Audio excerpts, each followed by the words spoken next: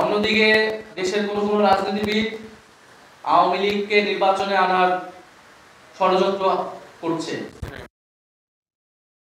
বলতে চাই, আওয়ামী লীগকে নির্বাচনে আনার অথবা আওয়ামী লীগকে রাজনীতিতে পুনর্বাসন করার কোনো সুযোগ নাই এবং আওয়ামী লীগকে পুনর্বাসনে আওয়ামী লীগের ষড়যন্ত্র করা, দেশকে অস্থিতিশীল করার সকল ষড়যন্ত্র আমরা যাতে ঐক্যবদ্ধভাবে রুখে দিতে পারি।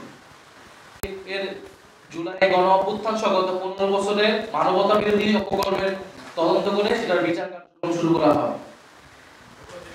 এছাড়া পররাষ্ট্র উপদেষ্টার সাথে আমরা বসবো এবং তার থেকে আমরা জবাবদিহিতা চাইবো এই ঘটনাগুলো ঘটতেছে দেশের বাইরে, এবং আমরা বিভিন্ন সময় দেখছি পররাষ্ট্র মন্ত্রণালয় কর্তৃক যে নিয়োগগুলো দেওয়া হচ্ছে সেটা নিয়ে নানা বিতর্ক হচ্ছে।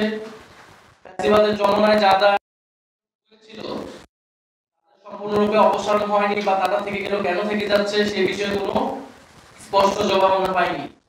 ফলে পররাষ্ট্র উপদেষ্টার কাছে বসে তার কাছে আমরা এই দাবিগুলো পেশ করব এবং তার থেকে আমরা জবাব দিতে চাবো যে আমাদের যে বিদেশে যে এম্বাসিগুলো রয়েছে তারা কেন আমাদের রাজনৈতিক নেতৃবৃন্দদের প্রদানে ব্যর্থ হচ্ছে এবং কেন ফ্যাসিস্ট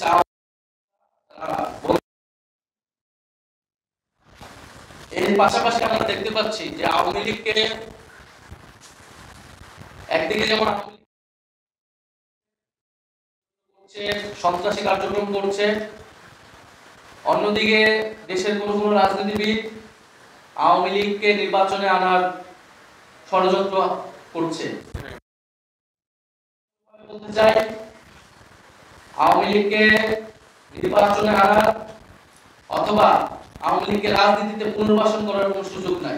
ফ্যাসিবাদ বিরোধী সকল রাজনৈতিক পক্ষকে যাতে এই আওয়ামী লীগ প্রশ্নে, মুজিববাদ প্রশ্নে আমরা সবাই এক থাকি, বিচারের মাধ্যমে আমরা যাতে তাদের রাজনৈতিক ফয়সালা করতে পারি এবং আওয়ামী লীগকে পুনর্বাসনে আওয়ামী লীগের ষড়যন্ত্র করা, দেশকে অস্থিতিশীল করার সকল ষড়যন্ত্র আমরা যাতে ঐক্যবদ্ধভাবে রুখে দিতে পারি। ছিল আমাদের যারা প্রবাসী ইউকে, যারা আমাদের প্রবাসী কমিটির সাথে জড়িত, তাদেরকে মিসগাইড করা হয়েছে। তাদেরকে বলা হয়েছিল যে তারা অন্য একটা গেট দিয়ে বের হবে এবং তাদেরকে অন্য আমাদের সমর্থিত অন্য একটা স্থানে থাকতে বলা হয়েছিল, কিন্তু পরে দেখা গেছে তাদের বের হওয়ার রাস্তাটা ভিন্ন করা হয়েছিল, যেটা আমাদের সমস্ত জানতো।